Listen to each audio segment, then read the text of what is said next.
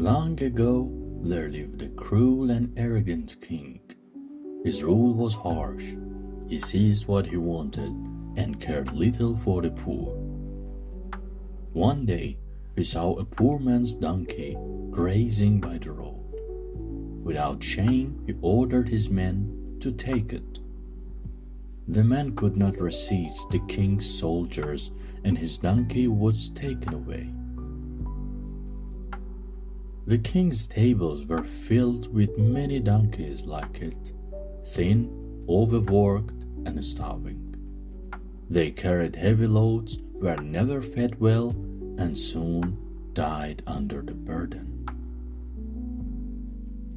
When fate favors a wicked man, the weight of his fortune falls upon the hearts of the poor.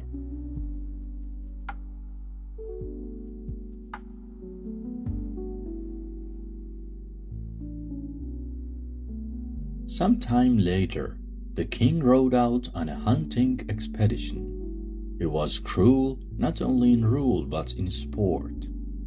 He loved the chase, not the mercy.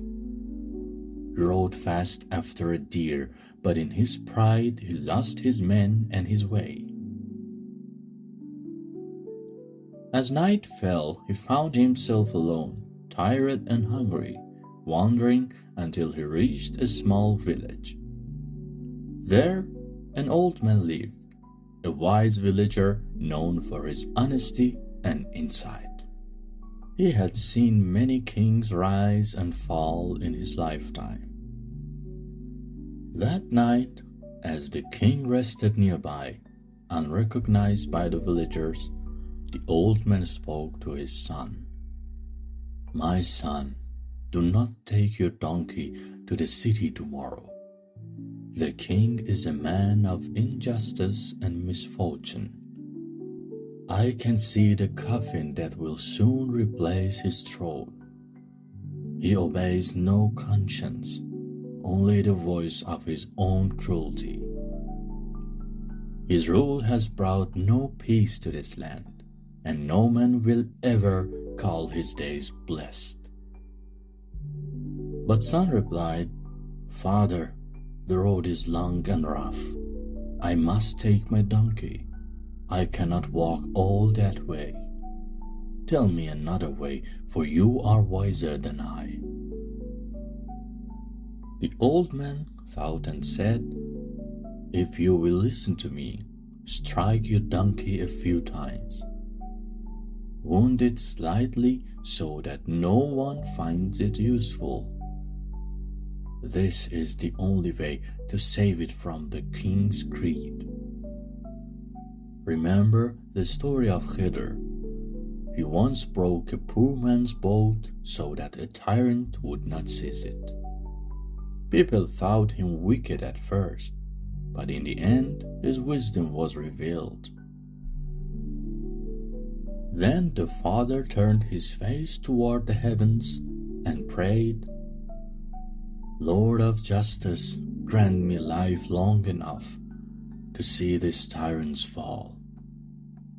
Better that a snake be born than a human child of such a devil. Ah, cursed be that kingdom whose power leaves behind nothing but shame."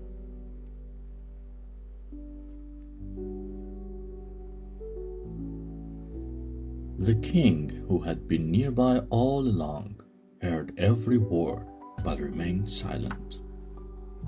He tied his horse, lay down on his saddlecloth, and tried to sleep, but he could not. All night he tossed and turned, watching the stars, haunted by what he had heard.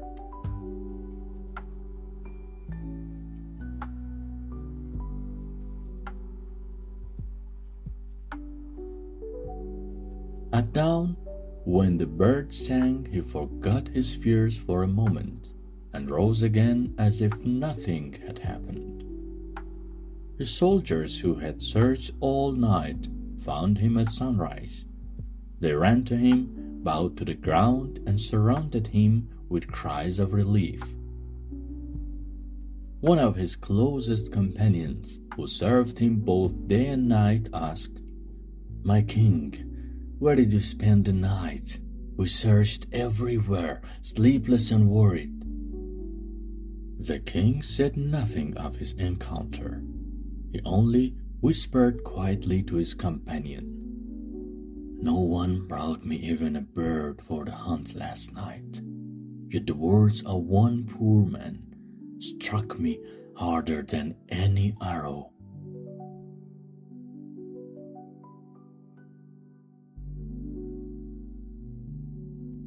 Later, in the palace there was a grand feast. The nobles gathered, the musicians played, and the king's mood brightened.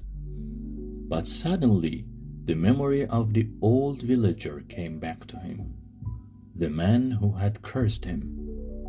Anger returned. He ordered his guards, "Find that old man and bring him here bound in chains." They captured the old man and dragged him before the throne. The dark-hearted king drew his sword. The poor man, seeing no escape, lifted his head and spoke calmly. "O king, I did not speak only of you. I spoke of every ruler who lives unjustly. Why are you angry only with me? I said aloud what others whisper behind your back. Do not expect to be remembered with praise when you rule with cruelty. If my words offend you, then change your deeds instead of silencing me. The cure of tyranny is justice, not killing those who speak the truth. These are good words if you will hear them. If you do not, your regret will come too late. What use is the praise of your courtiers if old women in the streets curse your name? I speak now with a sword above my head, for the soul speaks clearest when death stands nearby.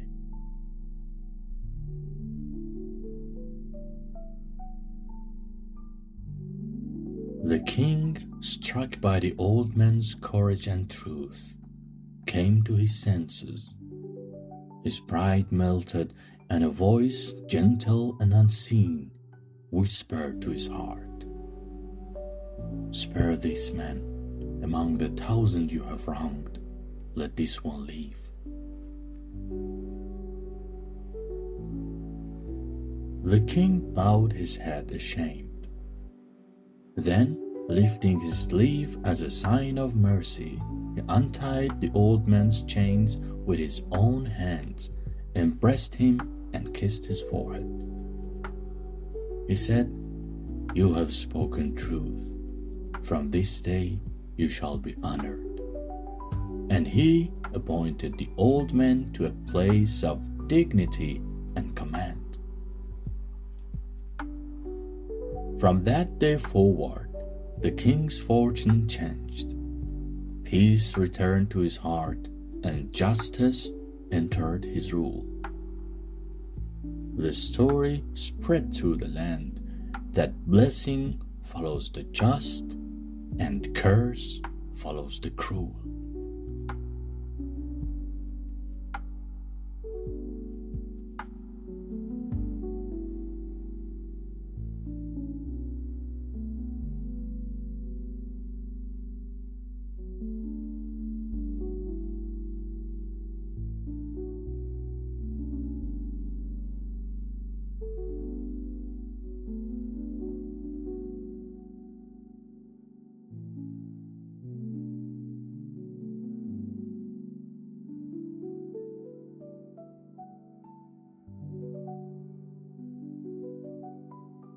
Learn virtue from the wise, not fault-finding from the foolish.